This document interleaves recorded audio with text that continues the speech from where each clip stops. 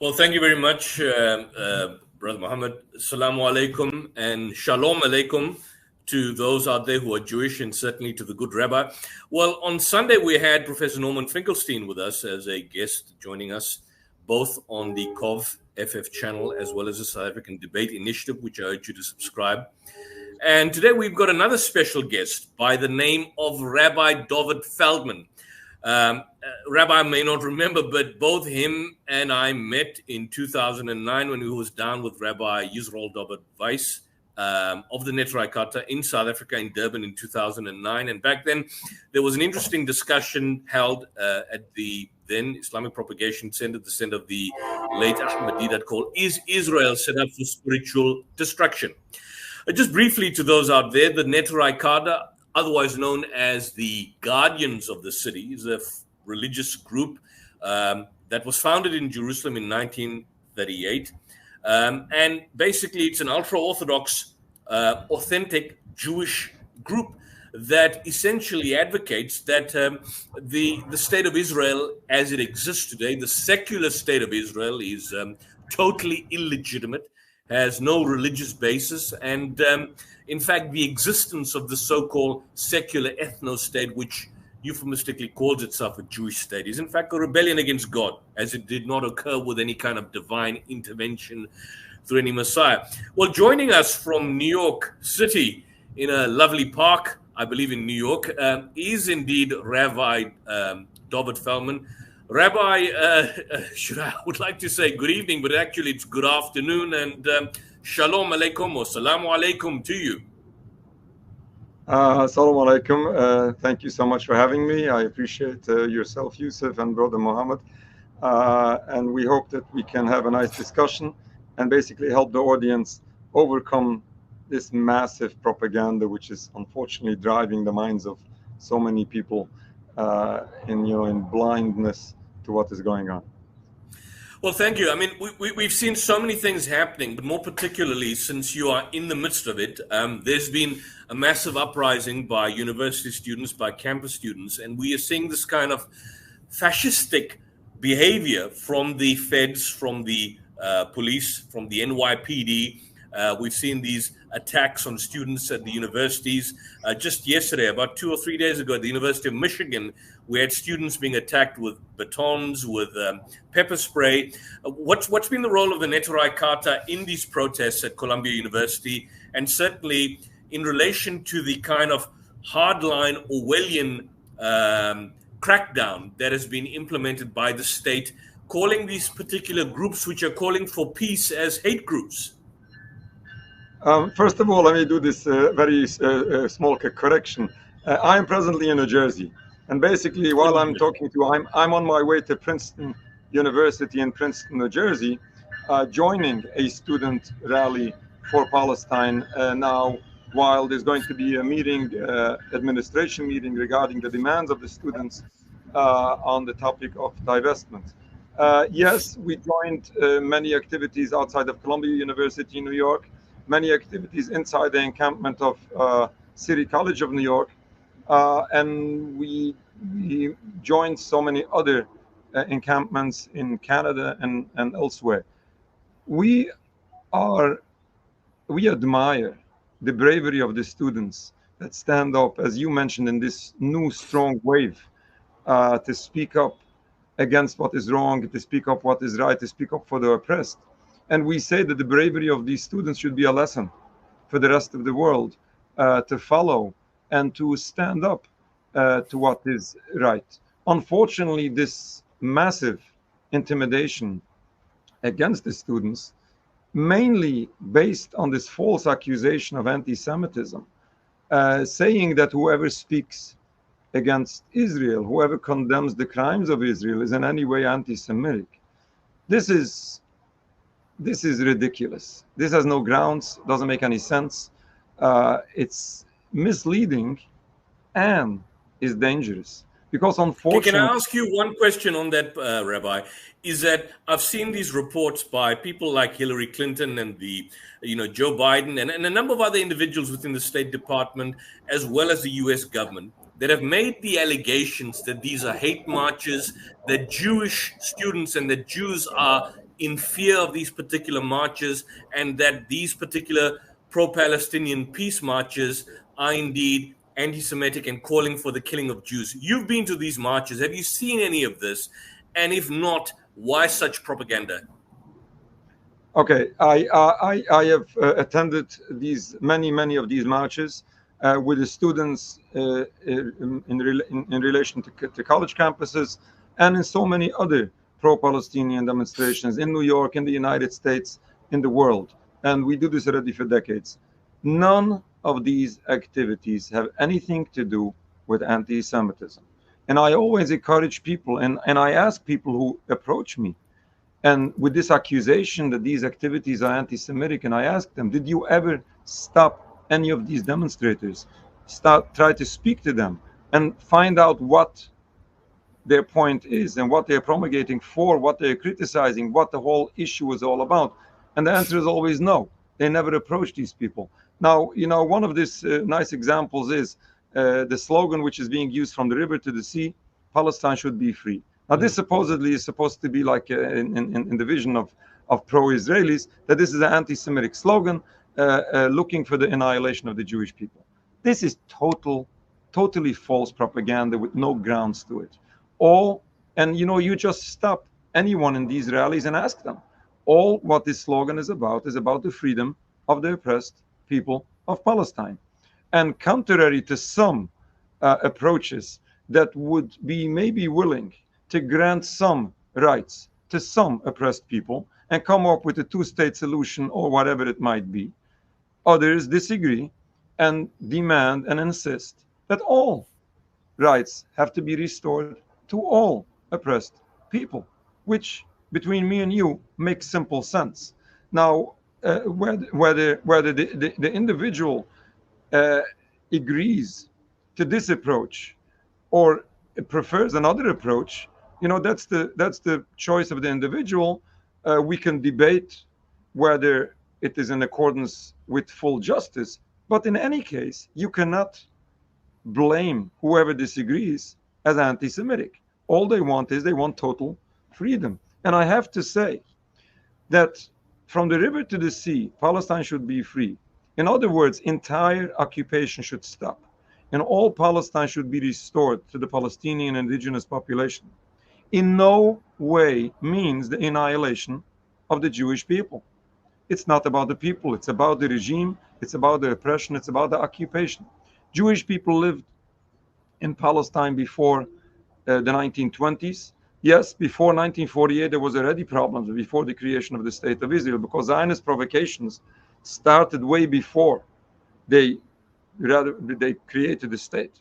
But before the 1920s, Jewish people lived in peace. Jewish people were protected and respected by the Muslim majority in Palestine. Now, there is no basis to say that Palestine has anything against the Jewish people. Yes, they are against the occupation. Yes, they are against a movement which was founded and is run, sadly, by some people from Jewish descent. But it doesn't make the movement Jewish, and it doesn't make the opposition to the movement anti-Jewish or anti-Semitic. The pro-Palestinian solidarity movement is against the occupation of Palestine, against the political state of Israel, which does not represent world Jewry. And this is a whole discussion for itself to understand how far away Zionism and the state of Israel is from the Jewish people. I want to ask you one point on the protest, and then we're obviously going to move on to the substance of some of the other aspects of the discussion. Weeks ago at Columbia University, which is in fact the epicenter of the current movement, not too far away from where you're based, but President Minouche Shafik, in fact, called in the NYPD, which then arrested over 100 students. And we saw images, and then subsequently the same images were replicated at Berkeley, UCLA, where police came, they locked down the campus, and then mainstream media outlets like Fox News stated that the reason why the police were called in was that Jewish students and Jews in general feeling intimidated. Now, from your experience, you're Jewish, you're an ultra-orthodox Jewish rabbi. Were these protests, did they have a large number of Jewish pro-Palestinian protesters within the actual movement itself?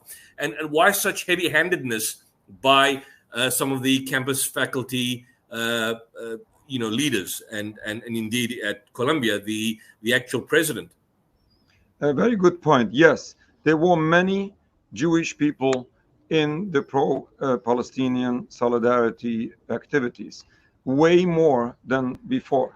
In other words, recently it is growing enormously, the support of Jewish students or Jewish individuals for the Palestinian cause and against the crimes of Israel. But coming back to your point where the Jewish students on campus are being intimidated. Now, we have to be very clear. And I said this many times. I was asked what I have to say to those Jewish students complaining that they are threatened on college campuses. And what I said is as follows. If the individual insists to identify with the state of Israel, if the student insists on campus to raise an Israeli flag, they have to be willing to face the consequences. Obviously, naturally, some people will become upset. Now, this does not mean in any way that these students are threatened. I am not aware of any incident that a Zionist student would be threatened on college campuses. Yes, they might feel uncomfortable. They might face criticism to what they support. They might face opposition to the flag they're raising or the movement they are supporting.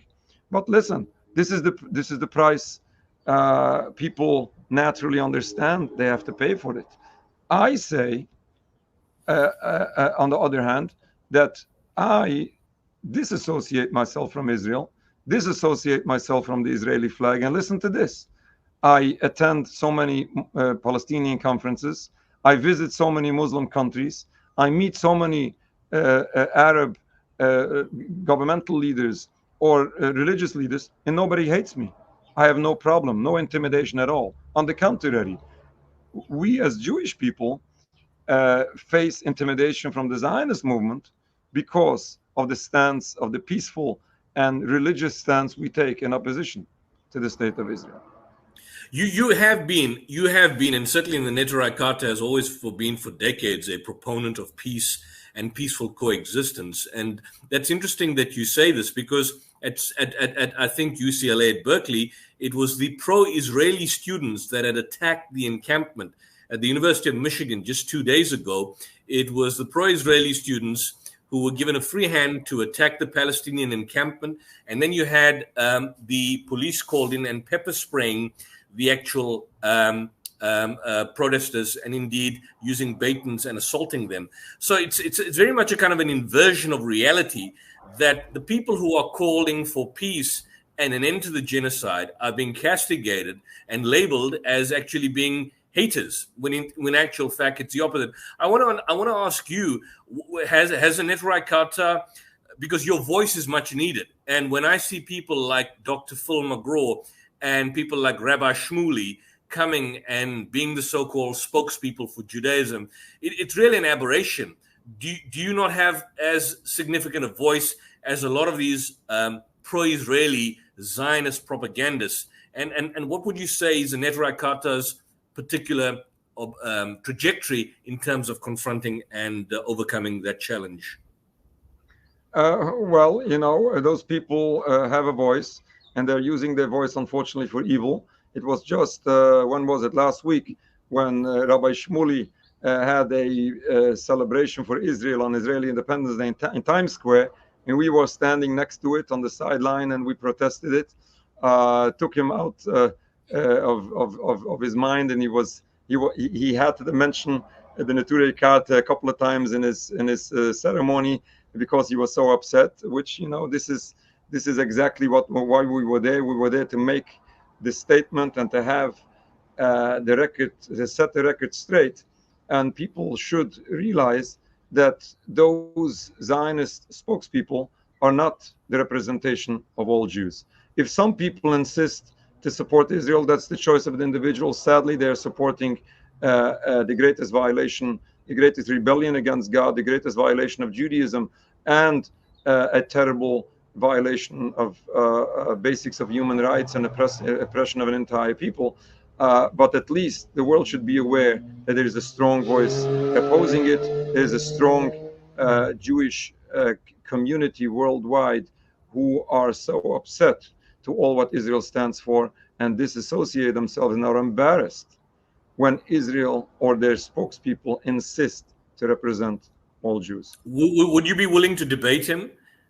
Because I mean, Rabbi Weiss is quite a global presence himself, but people like Piers Morgan and all of that seem to be attracting some of the most vile, repulsive, pro-Zionist, and indeed in many instances bad representatives of Judaism to actually present a positive case for Israel. Shmuley being one of them, and then of course you've got a lot of these right-wing evangelicals that seem to be, hogging the spotlight in a manner of speaking, but cool, calm, cogent, articulate voices of Judaism, Orthodox Judaism, like your group and like your members, are excluded by default. Right. But all what we are doing is we are educating, we are helping the people overcome the propaganda, and at least people are aware that this is not Judaism, and this is not a representation of our religion or our people. Fantastic. So let me get to the core of the issue here, is that, and there's different portions of it. I don't generally focus too much on the religious aspect pertaining in my discussions with Israelis.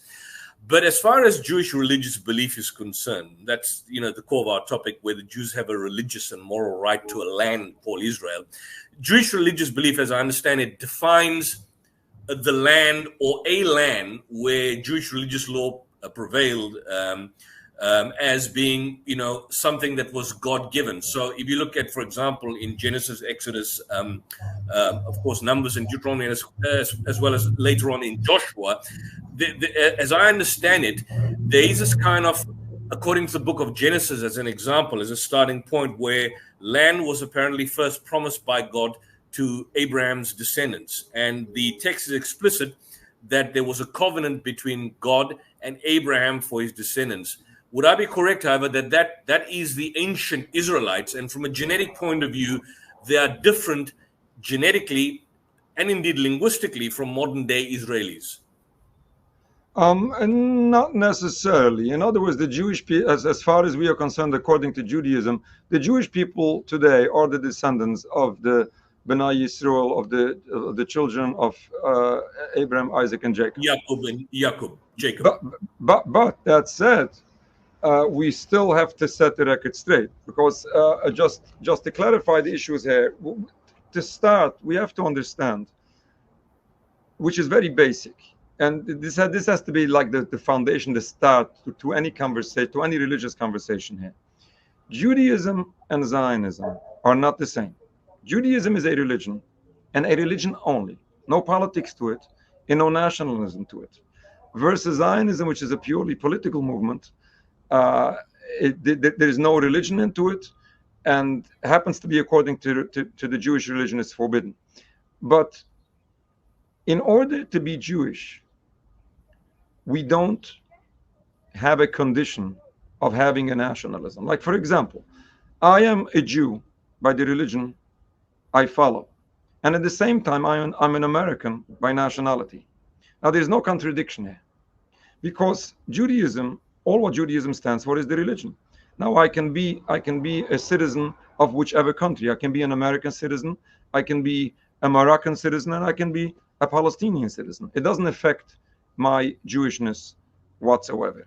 Now, basically what Zionism has done, it has transformed the basic definition of Judaism from a religion into a nationalism. Now, by doing that, they not only did so much harm to others, but they basically uprooted the essence of all what Judaism is. You would see today, you would find masses of Jewish people, unfortunately the majority of the Jewish people, that would have no connection with Judaism. They wouldn't follow any of the 10 commandments. And who speaks about the 613 commandments that every Jew should follow. And still they strongly believe that they are true Jews following Judaism. Why? because they're good people and they support the state of Israel. Now, by supporting the nationalism, this is like the new definition of Judaism, and this is a real catastrophe for our religion. But if we go the next step to what you mentioned before about the promised land, the promised land is a true concept. But unfortunately, it's being misused in Zionist propaganda. Now, why do I say... Okay, sorry, I don't want to interrupt you on that. Go ahead, I don't want to interrupt your train of thought. Now, why do I say it's a true concept and still it's false propaganda? Because they only show you one side of the coin. They don't show you the other side of the coin. And again, what I'm presenting here is very, very basics of Judaism. No disagreements. This was accepted by all Jews throughout all generations without any exception until Zionism. Now, the land was promised to Abraham, Isaac, and Jacob and his children. But, and here's the but that nobody speaks about, it was given to the Jewish people on condition. There is a verse which we just read last week on Saturday. Every Saturday we read one portion of the Torah through the year. And last week was Parshas Kedoshim, and we read it's twice in Leviticus, twice the verse which says, "And the land should not reject you because you defile it." God placed the Jewish people in the Holy Land on condition that they keep themselves and the land on the level of holiness God requires of them. Otherwise, they would be expelled from the land. This condition was made in the first place several hundred years after the Jewish people were brought into the land. And by the way, according to Judaism, the Jewish people were brought into the land by miracles, by God, and not by their physical power. This is basics of Judaism. Now, several hundred years later, God warned the Jewish people through the prophets, you are not doing what you're supposed to. Unless you repent, you would be exiled from the land. Unfortunately, this is what happened, and Jewish people were driven in exile. The temple was destroyed by the hands of the Romans at the time, but again, according to basics of Jewish belief that was accepted by all Jews, that this was a divine decree. God's decree, the Jewish people are required to accept, whether it's comfortable or it isn't, and that we are forbidden to end this divinely decreed exile by any physical means. We are forbidden to fight other nations. We are forbidden to return back to the Holy Land in mass immigration. Individuals are allowed, but not in mass immigration. And we are forbidden to end exile by any physical means. What Jewish people are waiting for. Yeah, please go ahead.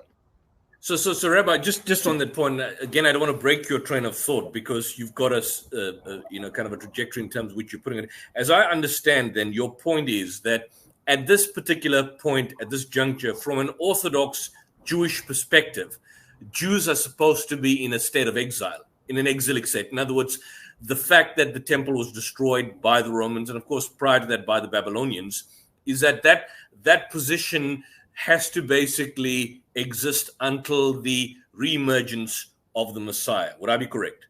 Correct. And this will only happen by God himself, without any human intervention, without any human power. Whatever is done by human power is haram, is non-kosher. It's haram. So here's the thing. Now, it's already established that Zionism per se is a kind of a secular nationalist movement, and I think the kind of realization of the Zionist dream, particularly by people like Theodor Herzl in his book Der Judenstaat, a lot of the earlier Zionists, the earlier hardcore developers of the ideology of Zionism, it's now universally established that they were largely a-religious. They were not practicing Jews. A lot of them were atheists. I think Herzl himself was an atheist. Chaim Weizmann was not a practicing Jew. Netanyahu presently is not a practicing Jew. And in fact, surveys seem to suggest that many Israelis today are very secular in outlook and lifestyle. In fact, the largest gay pride parade festival in the world, one of the largest indeed, is indeed in Israel, in Tel Aviv. But here's the issue, is that despite that being the case, that this is largely a secular nationalist, indeed, one may argue an atheistic movement, a lot of Jewish Zionists, and indeed a lot of evangelical Zionists, and indeed a lot of secular atheistic Zionists still variously make that claim, strangely enough, that, and Netanyahu himself has seen this, and I've seen this in an interview, they make the claim that Israel, the state of Israel, the national state of Israel, has a title to the land by divine right or by a theological, historical, and a kind of a moral grounding of attachment to the land unique to Jews. And that idea is basically justified by means of invocation of the ancient religious text, whether it's a Talmud, whether it's the Old Testament, which you clearly pointed out is not justifiable. My point is, how does one explain this dichotomy, the dichotomy in the idea that it's a secular, fundamentally extremist, but predominantly atheistic Zionist ideological underpinning that is justifying its very existence by appealing to religion, when indeed it is an irreligious ideology? How does one explain this conundrum? Now, this is a very strong point you're making, because what we are seeing is, and I say this all the time, we have a secular movement which doesn't even claim to be religious. And as you say, some will argue it's not only secular, it's heretical, and this is what we are saying. And this very same movement is misusing that religion that they choose not to follow. And they misuse it in order to justify this forbidden movement and this criminal movement. Now, this is a total hypocrisy, and I apologize for not being able to explain this, because there is no way to explain this. This is hypocrisy, and people should realize how hypocritical all of this is. If they choose to be secular, then let them come with some secular arguments. Let them come with some legal arguments. If they want to use religious arguments, then they have to follow the religion in its entirety, not pick and choose. And then we have to sit down and study what the religion teaches.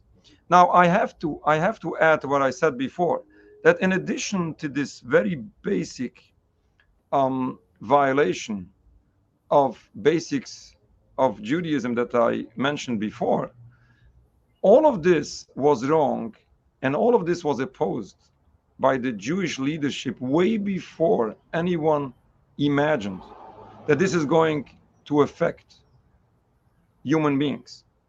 Because originally this was supposed to be supposedly this land without a people, for the people without a land. It'll bring peace for everyone, helping the oppressed Jewish people. Everybody is going to be happy, and it's going to be peaceful with everyone. And even at that time, this was vehemently opposed by the vast majority, almost the entire Jewish leadership at the time. But it took some time to realize how criminal this is and how oppressive this is.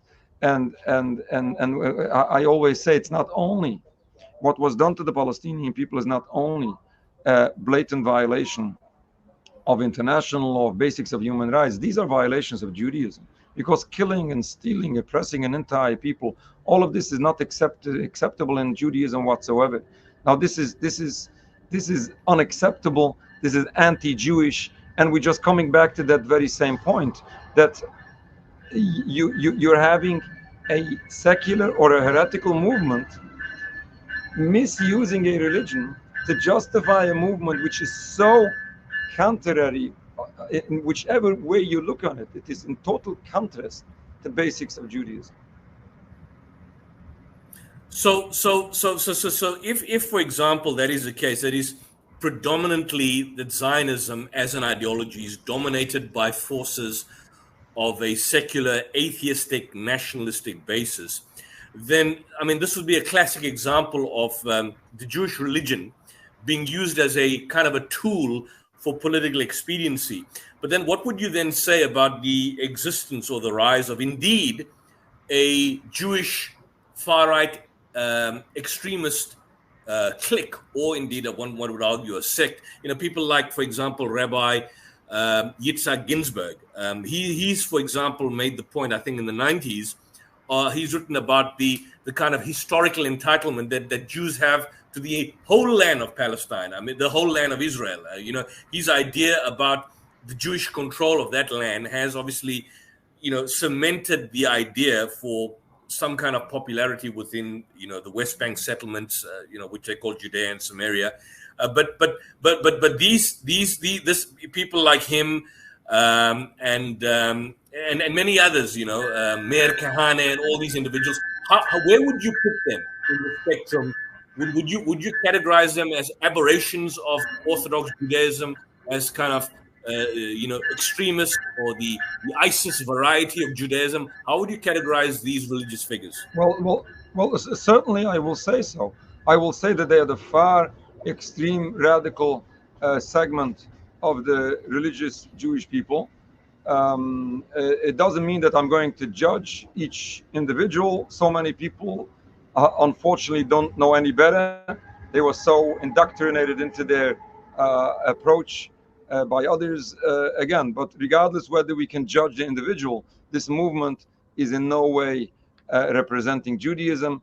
And whoever just looks on what is happening, justifying, like even if they would have some claim to the land, would that mean that everybody standing in their way should be annihilated and exterminated and killing everyone? Now, how in the world can one tolerate that? It doesn't make any sense. And just misusing verses, misusing concepts, misusing text to justify a political movement is not only unjust, it's criminal. Basically, it's criminal not only against the people it's oppressing, it's criminal against the entity they are misrepresenting, because they are misrepresenting the Jewish people and misrepresenting the Jewish religion. This is an embarrassment to our people and a desecration of God's name. Can I just add something, if you don't mind, Yusuf? Rabbi, sure. You mentioned something very profound, and it really hit me to the core, because we have the same kind of verse in the Quran in Surah Ma'idah 5:32, and this verse is actually addressed to the children of Israel. Whoever kills an individual without any justice is like killing all of mankind. Whoever saves one life is like saving all of mankind. And this is in Surah Ma'idah in 5:32. And it actually is, we decreed upon the children of Israel that whoever saves one life is like saving the whole of mankind. And whoever kills one person without unjust cause is like killing all of mankind. And like the verse that you mentioned really kind of like mirrors the verse that we have in our scripture. So we are on the same page as you are. Sorry, Yusuf, I just wanted to add that because I really kind of like was a profound verse that the rabbi mentioned. So guys, go ahead. It says in Judaism, whoever saves one life is like saving the entire world. Yeah, it mirrors exactly what you've got there. The Quranic, in fact, that's what the Quran states, that it was ordained, God ordained to the children of Israel, and you've got parallels of that within your particular scriptures, and indeed the Talmudic literature itself.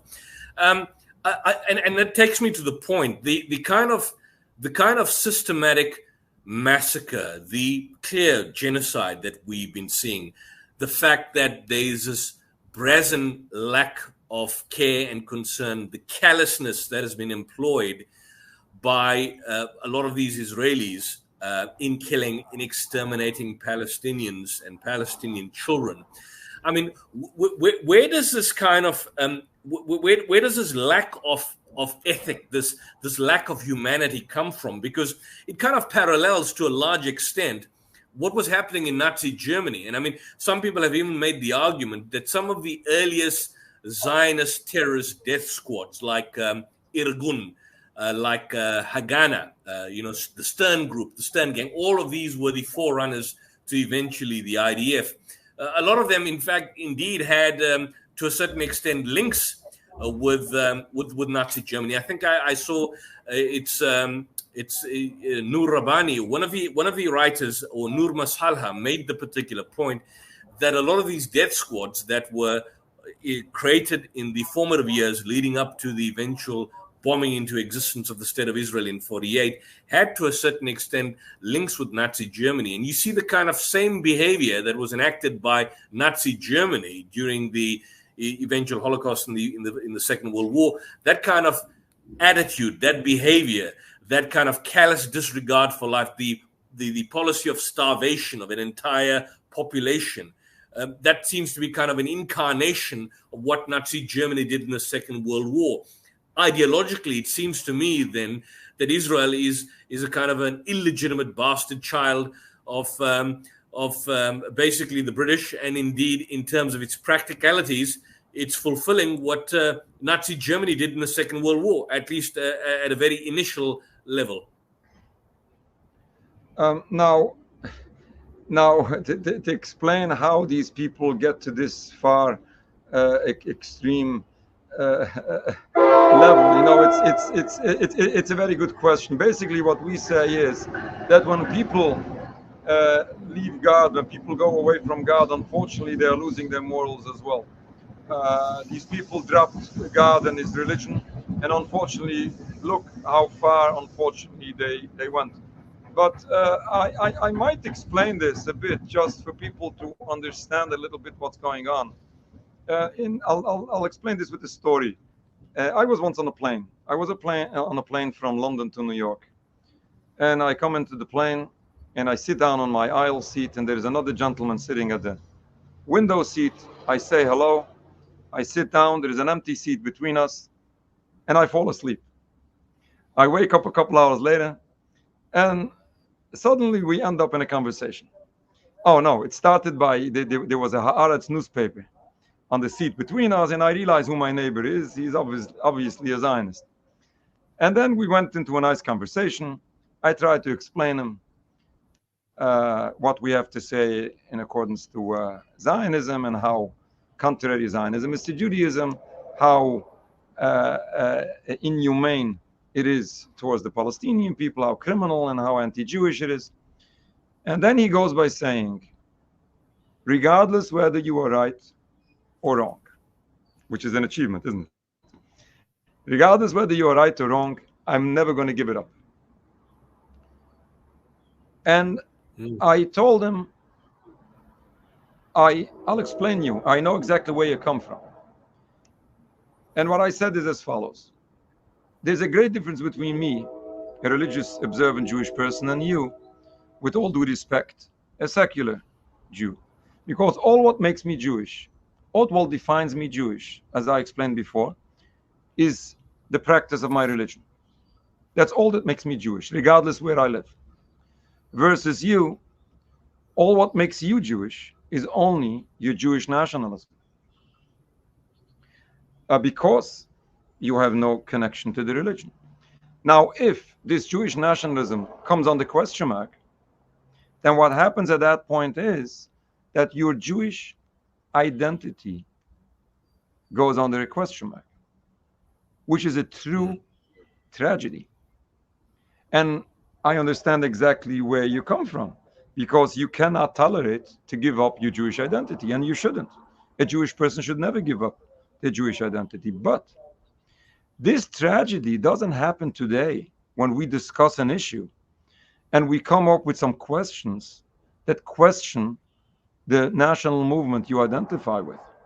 This tragedy happened 100 years ago when Theodor Herzl came and started the movement of Zionism and transformed, or attempted to transform Judaism from a religion to a nationalism. At that point, they have destroyed the true Jewish identity and replaced it with something criminal and something anti-Jewish. Now, why I'm telling you this story is because sometimes we have to understand where these people come from. Some of these people, and forgive me for saying this, I believe that some of these people are innocent. They don't know any better, and they struggle within themselves with this identity crisis.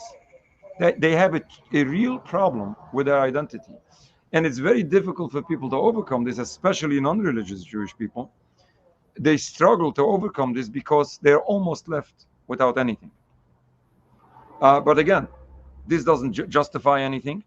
And again, I'm not explaining, I'm not answering the question what you asked, how to explain how far these people go, because there is no explanation. Unfortunately, this is evil to the core, and there is no way to justify this other than just raising massive propaganda and to drive people crazy and to have people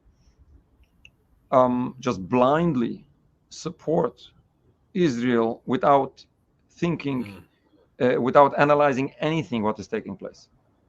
Just on the interesting point that you made, and I want to kind of pick your brains on that particular issue, is I understand that modern Jewish religious tradition, at least from the Israeli point of view, may not make this particular distinction, but does the Torah, as I understand on my reading of it, particularly the Pentateuch, does it, from your perspective, make a distinction, and certainly applying it in a modern context, between a religious, national, racial, or ethnic identity? Because, you know, the problem that I seem to be having is that whenever, I mean, for example, when Netanyahu describes himself as extremists like Bezalel Smotrich or the far-right fanatic terrorist Itamar Ben-Gvir, they describe themselves as Jewish, but not just in religious terms, but also racial terms. But would I be correct, Rabbi, that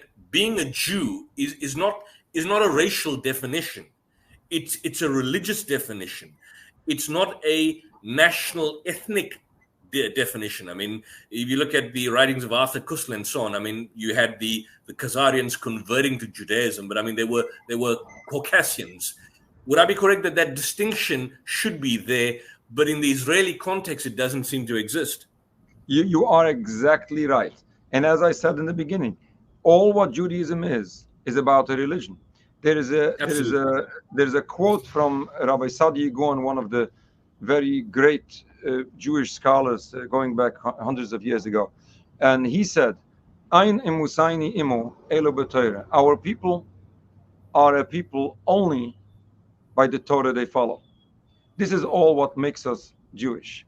Yes, there is a concept, and we have to be careful here how to present this. There is a concept that if one was born from a Jewish mother, they are automatically required to follow Judaism. But that's not the definition of a Jew.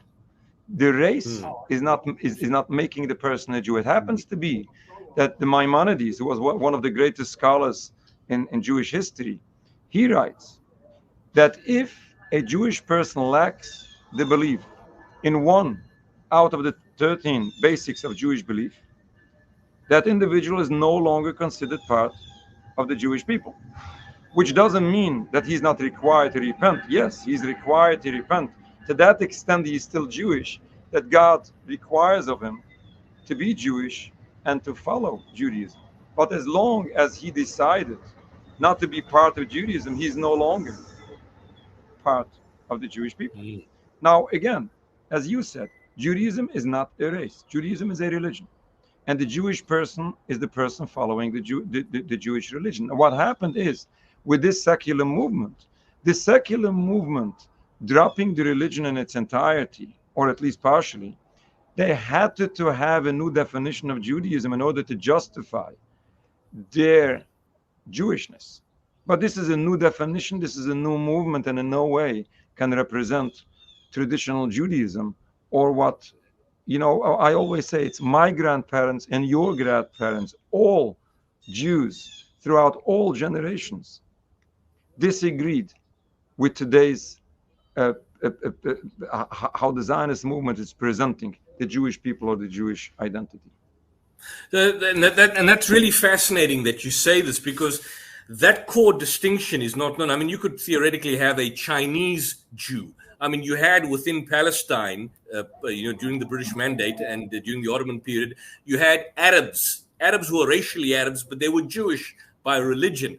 But, today's society, unfortunately, even in way mainstream secular press, they make the racial distinction between Palestinians and Jews, when in actual fact, you had Palestinians, Jews existing. And then the point being made behind this is that it seems to me that you then, the reality of the situation is that you had these atheistic ideologues, people like Weitzman, Hetzel, and all these characters, who were, originally they come from Jewish backgrounds, meaning their forefathers were practicing Jews, but for them, being Jewish was just simply part of their religious heritage, but they were not practicing Jews.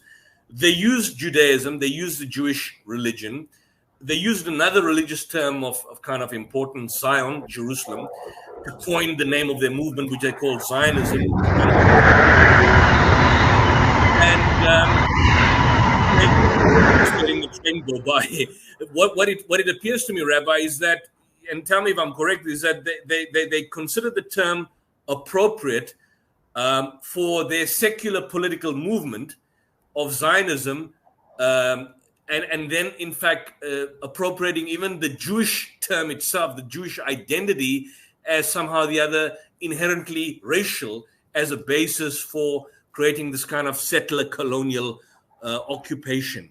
Because a lot of them were Europeans, but the aim of Zionism was the basis of creating these European colonial settler movement to live in a land which was anciently occupied by the Israelites. And the only way to justify it was that they appropriate religious terminology for that particular purpose. And right. But again, because what they are doing is they're misusing a religion or religious concepts to justify, first of all, a secular movement, which should never be the case. But it's basically justifying the actual violation of that very religion they are misusing. How would you define Israel, the modern state of Israel? Not talking about ancient Israel concept, but the modern secular nation state of Israel. How would you define it in one word? A heretic, criminal, non-Jewish movement, anti-Jewish movement. And when I say anti-Jewish, I mean anti the religion and anti the people. And this is a discussion for itself to explain how bad and catastrophic the movement of Zionism is, not only to the Jewish religion, but to the people. So from a moral point of view, then, in terms of, for example, claiming some degree of legitimacy in terms of land justification, would you then say that someone who is European or American, albeit considering himself or labeling himself Jewish, he may be a practicing Jew or he may not be a practicing Jew, would you say in either situation, would they have a moral claim to a particular land, to land in Israel, or would their very presence in the land of what was Palestine or what they now call Israel, would their very presence in itself from a religious point of view be illegitimate? If the question is religiously, no, they have no claim whatsoever. If they want to live in Palestine, as Jewish people did, individual Jewish people lived in Palestine for hundreds of years. If they want to live there, they should take permission from the people living there, from the governments ruling in the land. And if they get the permission, that's fine. And if the people want to immigrate to the United States of America and they take permission from the American government, that's perfect. And if they want to immigrate to Morocco, that's fine, if they get the proper permission. But having a religious claim to the land because they are Jewish, even if they are practicing Jews, and because they are practicing Jews according to that religion they practice, they have no religious claim to it. I think that's one answer, but I think also another point is that what I mean is more particularly as an ethno-state, that has absolutely no religious justification. I mean, even from a moral point of view, it would be illegitimate. Would you agree with me? As an ethno-state ruled by Jews itself, or people who claim to be Jews, albeit they may be atheists or religious for that particular matter, but they would have no moral claim to that. Would I be correct? Well, I'm not sure what you mean by asking a moral claim. Now, you cannot have a Moral moral claim claim in the if you sense in the sense that firstly the establishment of that created a refugee crisis and led to the ethnic cleansing of about 900,000 indigenous Palestinians, and of course the creation of the state was basically illegitimately. We had the UN partition plan, of course, the formation of the 1948 borders didn't even go according to that. They took more than what the UN partition plan basically claimed. But I'm saying, leave aside the religion on the one hand. We understand from a religious point of view there's a level of illegitimacy, but from a moral standpoint, in terms of the existence of a nation state, even in a secular sense, would you make the argument that this would be wrongly constituted, that in itself it should be disbanded, that the state of Israel should be disbanded as a secular nation state? Well, Would you call for certainly, that? because this was founded on the account of the indigenous population. So many people were killed, and so many people were displaced, and this was intentionally done from the very beginning. This was wrong from the very beginning, and there's no way to justify it. This was wrong in the beginning. This has to stop. If we wake up today and we are willing to admit that all crimes that were done is wrong, then we should simply stop all of this. If we want to act moral, then we should be moral people, and Jewish people should act moral, and this is a requirement of a Jewish person. And all of this should stop. There is no moral justification to all of this. Now, let me say, yes, Jewish people went through a very difficult experience at the Holocaust. It was my grandparents, the grandparents of my communities, and the stories in each and every corner where you go amongst our communities, they would have stories from the Holocaust. Yes, Jewish people were desperate at the time, and Jewish people needed a place where to live. But God forbid, on the account of other people, to oppress other people because we were oppressed. And I say this all the time. On the contrary, it's because we know what suffering is. It's because we feel what this pain is all about. We don't want, and we shouldn't want, to see this happen to anyone. And especially we shouldn't be those committing these crimes. This is ridiculous. There's no way to justify this. What is it, Rabbi, about the state of Israel, or rather, if I could call it Israeli Hasbara, that has for decades, until of course recently, and I believe that there has been a shift in global media, but what is it about the Israeli secular nation state that has been so successful in being able to portray its settler colonial occupation as a kind of a struggle between Jews and Arabs, and at the same time it's enabled it to weaponize and politicize anti-Semitism when justifying its human rights abuses, war crimes, and its crimes against humanity? How come it's been so successful? I think that you answered the question in the very beginning of your words. You said the Hasbara. Yeah, this massive propaganda machine, which has the microphone already for decades, and at least until not too long ago, they had the sole only microphone, and all what was heard was only the Zionist voice. And then they come with their their version of the story. And the Palestinians never existed. Even today, it's a little bit difficult to believe this, but at least for decades they came with this argument. And then what you're saying, the anti-Semitism accusation, they say that the Arabs hate us and they want to drive us into the sea, and they play on the emotions of the people. And I experience this. I see this amongst Jewish people who don't believe in Zionism, people who are against the Zionist movement. Some of them are still influenced by the fear that the Palestinians want the harm of the Jewish people, which doesn't make any sense, doesn't have no basis to it, and it's pure propaganda. But I have to say that when you're talking about the anti-Semitism accusation and silencing whoever speaks up against these crimes against the movement of Zionism as being anti-Semitic, And we say this always, and especially in the last couple of weeks since, you know, this student movement on college campuses. Silencing the voice of Palestine, silencing the voice of justice with the accusation of anti-Semitism is not only doing injustice to the students on campus who deserve the freedom of speech. It's not only doing injustice for the oppressed people of Palestine who deserve our voice to speak up for them and to stop the oppression they are going through. This is doing injustice to the Jewish people as well, because when you conflate Judaism with Zionism, when you conflate anti-Zionism with anti-Judaism, you're making a statement. You're making a statement that all Jews, God forbid, support the movement of Zionism or the crimes that Israel perpetrates.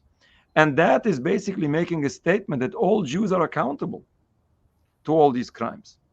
And this is dangerous for Jewish people as well, in addition to all Nakba catastrophe inflicted on the Palestinian people. And it's not only this anti-Semitism accusation, it's basically all what Israel stands for in acting as Netanyahu insists that you call it the Jewish state. He insists that he represents all Jews. Now, by doing that, he insists that all Jews paid the price or face the hatred and the danger that some people from Jewish descent do. And that is dangerous for the Jewish people, in addition to so much calamities and so much catastrophe done to the Palestinian people. And therefore, this is one of the reasons why we say that the state of Israel is dangerous for the Jewish people. And we don't need a state of Israel to protect us, because we can live in Palestine, we can live in each and every Muslim country as we lived before all of this started. We can live in peace, we can be protected as we were protected and respected. We don't want a state of Israel to endanger everyone involved. We have to remember the state of Israel is not only a danger for Palestine, it's a danger for everyone involved, including the Jewish people. Whoever stands up against the movement of Zionism would be attacked, intimidated, tortured, and killed, regardless whether they are Palestinians, Arabs, or Jews.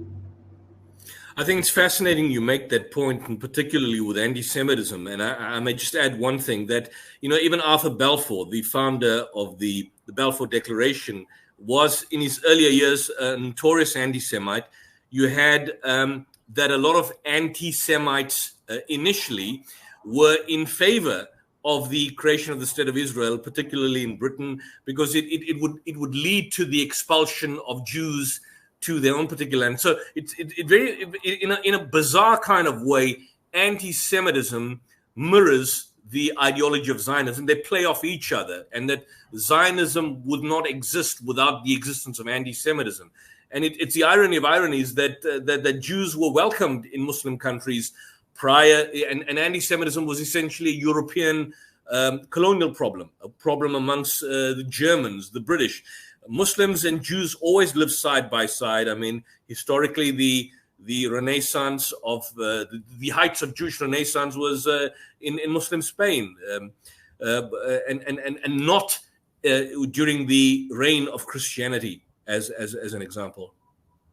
Right. It's important to note that Theodor Herzl, the founder of Zionism, wrote in his diary that he needs anti-Semitism in order to be successful. And the Zionist movement did spread anti-Semitism in European countries to make Jewish people uncomfortable and to have them escape and immigrate to their new supposed so-called Jewish state. I just want to ask you one thing, and of course it may be controversial, but and as you know, speakers and both myself, Brother Muhammad, we condemn any kind of attack on anyone, whether it's Jews, Muslims, or Christians.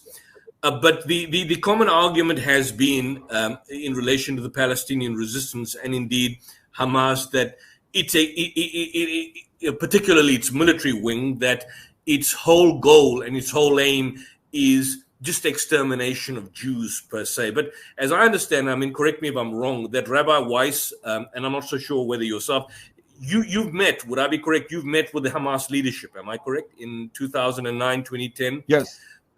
Did you in any way, I believe you met with the leader of Hamas, Ismail Haniyeh, did you in any way find him to be anti-Semitic or anti-Jewish on a personal level?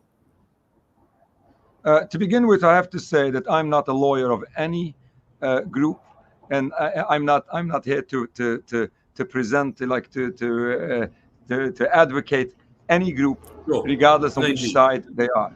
But it happens to be the question that you're asking. Hamas, in our personal experience, and I say this in public, and I say this to the Jewish people, they have nothing against the Jewish people. And here's the quote that Ismail Haniyeh said to us in a private meeting, and right afterwards in a public press conference. CNN from the United States was present, and they didn't air it.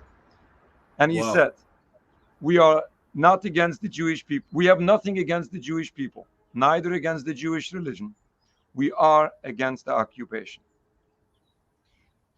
Saying that these people are anti-Semitic is purely Zionist propaganda, because the movement of Zionism has no answer to the points that these people are raising. The only answer they have is this false anti-Semitism accusation, to accuse whoever speaks up against Israel, whoever does anything, or whoever says anything against Israel, that the only thing they want is against Jews. This whole conflict which is going on has nothing to do with the Jewish people. On the contrary, if the Zionists insist that they represent all Jews, and they do enough propaganda that people should believe them. Now listen to this. That actually directs people to hate all Jews, because those people originally have nothing against the people, the Jewish people. They are against the crimes being committed by some people from Jewish descent. But if you confuse the issues, if you insist that all Jews are on the same page and all Jews support all what Israel is doing, then sadly, obviously, people will hate all Jews. And this is one of the points that we are fighting so strongly against, that we refuse to allow all Jewish people to be misrepresented by the Zionist movement, and we refuse to allow the Jewish religion to be misrepresented by the Zionist movement. I understand, Rabbi, that your time is limited, and so I'm going to wrap this up. But I just want to ask your comments on the recent arrest warrants that we haven't had time to discuss. But your thoughts on the arrest warrants issued, or at least applied by Karim Khan at the International Criminal Court. Do you think it'll see any kind of fruition? Because in all probability, I mean, the United States has given its indication. Matthew Miller, the spokesperson, Admiral John Kirby, they've all condemned the ICC. It seems that when the ICC or the International Court of Justice only applicable to tin pot dictators in Africa, but when it comes to people like Netanyahu, anyone that's an ally of the West, of American imperial power or American imperial ambition, then it's wrong, it's immoral. I mean, the same people who supported the arrest warrant against Vladimir Putin are now making the claim that the ICC has got no jurisdiction on Israel, but it had no jurisdiction on Russia, and yet they supported the claims. So it's this hypocrisy that you see manifest large by, I mean, these are really devious, evil people out there that do a disservice to both our religions and worldviews. Now, again, this blind support to Israel is sad and dangerous to all. Whether what's going to happen in the future, whether this is going to be successful, we can only hope that justice will prevail. But regardless what is going to happen, what is a definite positive outcome of all of this is that the world is seeing what is going on. No wonder that people wake up in the last couple of months way more than before. People see what's happening. People see what's happening in Gaza. People see what's happening in The Hague. People see how Zionist propaganda is working, and which is showing for people how wrong all of this is. Now, this is only helping people overcome their past ignorance. How quick this is going to make effective change, nobody knows. We hope that things will move much quicker than it does. But you know, it's the duty of each and every righteous person on planet Earth to do everything they can for God, for humanity, and especially for the oppressed people. Well, I want to thank you for that, Rabbi. It's been a privilege having you. I want to thank just letting the train pass through. I see you're in a pretty busy, but I like the sound of the train. I want to thank you for your contributions, and I want to thank your voice that is giving spirit to the voiceless and the oppressed out there. Brother Muhammad, any final parting words to the good Rabbi? Because I just want to say, yeah, absolutely, Rabbi. It's been an honor having you. The audience have loved you. I have really enjoyed your company, and I'm hoping that we can continue maybe this communication with us, and maybe hopefully we can do something off stage right now.